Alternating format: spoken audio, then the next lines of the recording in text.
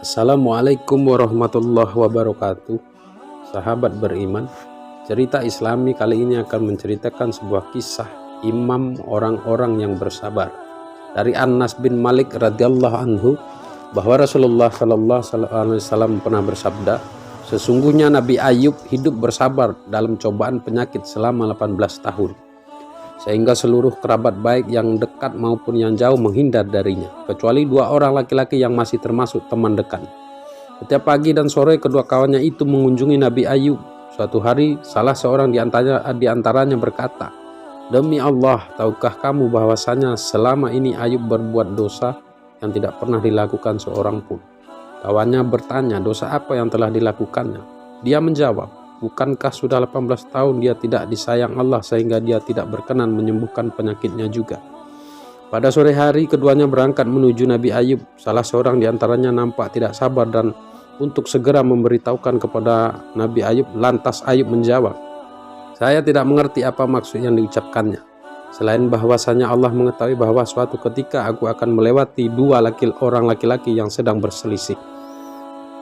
Kemudian keduanya menyebut nama Allah. Lalu aku pulang ke rumah dan membayar kafarat atau penebus dosa untuk kedua orang itu karena aku khawatir mereka telah menyebut Allah dengan tidak benar." Suatu hari Nabi Ayub keluar untuk suatu keperluan. Setelah selesai istrinya menggandeng tangan Nabi Ayub hingga tiba di rumah. Namun pada suatu hari Nabi Ayub berjalan agak tertinggal. Ternyata ketika itu Nabi Ayub sedang memperoleh wahyu di tempat tersebut, yang mana wahyunya, "Hantamkanlah kakimu, inilah air yang sejuk untuk mandi dan minum." Kemudian istrinya menanyakan sebab keterlambatannya. Ia pun setia menunggu. Saat Ayub bertemu istrinya, Allah telah menghilangkan penyakitnya. Kini Ayub kelihatan lebih segar dari sebelumnya. Sehingga begitu istrinya menyaksikan Ayub dalam keadaan demikian itu, ia berkata, "Semoga Allah memberkahimu. Apakah engkau melihat seorang Nabiullah yang mendapat cobaan? Demi Allah, aku tidak pernah melihat seorang yang lebih menyerupai dia daripada dirimu apabila dia dalam kondisi sehat." Nabi Ayub berkata, "Akulah Nabi yang kau maksud itu." Nabi Ayub mempunyai 2 gudang, 1 gudang gandum kering dan 1 gudang gandum basah. Kemudian Allah mengutus 2 rombongan awan. Ketika salah satu awan menaungi gudang gandum kering, maka gudang itu langsung penuh dengan emas. Sementara saat awan menaungi gudang gandum yang lain, lantas gudang itu dipenuhi perak hingga melimpah.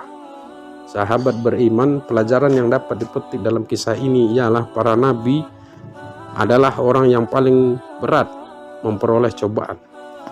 Yang kedua, keutamaan Nabi Ayub alaihissalam dalam kesabarannya terhadap apa yang ditimpakan Allah kepadanya.